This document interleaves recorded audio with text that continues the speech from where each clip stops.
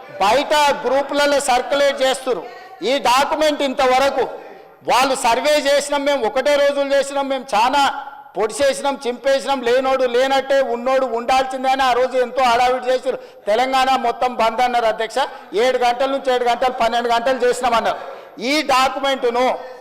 మంత్రివర్గ సమావేశంలో పెట్టి మంత్రివర్గం ఎందుకు ఆమోదించలేదు ఈ డాక్యుమెంట్ను 10 సంవత్సరాలు ప్రభుత్వంలో ఉన్న వాళ్ళు శాసనసభలో ఎందుకు ప్రవేశపెట్టలేదు ఈ డాక్యుమెంట్కు లీగల్గా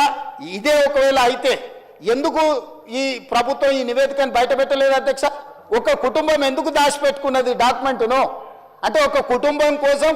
సమగ్ర కుటుంబ సర్వే చేసి ఆ కుటుంబం రాజకీయ ప్రయోజనానికి వాళ్ళు పెట్టుకున్నారు ప్రజల కోసం మేము చేయాలని ఈరోజు ఇంటింటికి వెళ్ళి ప్రతి 150 కుటుంబాలను గుర్తించి ప్రతి 150 కుటుంబాలకు ఒక ఎన్యూమరేటర్ను పెట్టి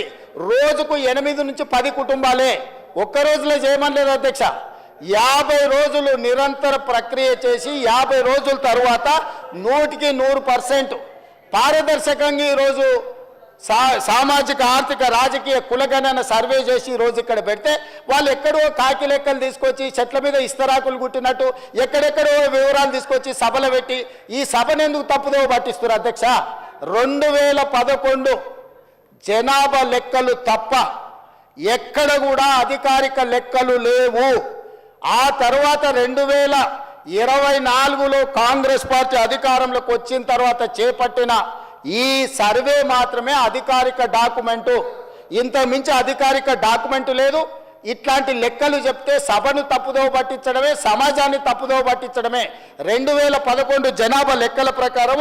3,50,03,3674 మంది అధ్యక్ష 2011 జనాభా లెక్కల ప్రకారం ఈ రోజు మా ప్రకారము 3,70,00,000 పైచిలకు జనాభా అధ్యక్ష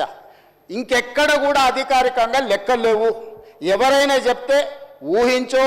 లేకపోతే అబద్ధాలు ఎవరైనా చెప్తే అవి మోసుకొచ్చి ఇక్కడ చెప్పుడు తప్ప ఏ చర్చకు తావు లేదు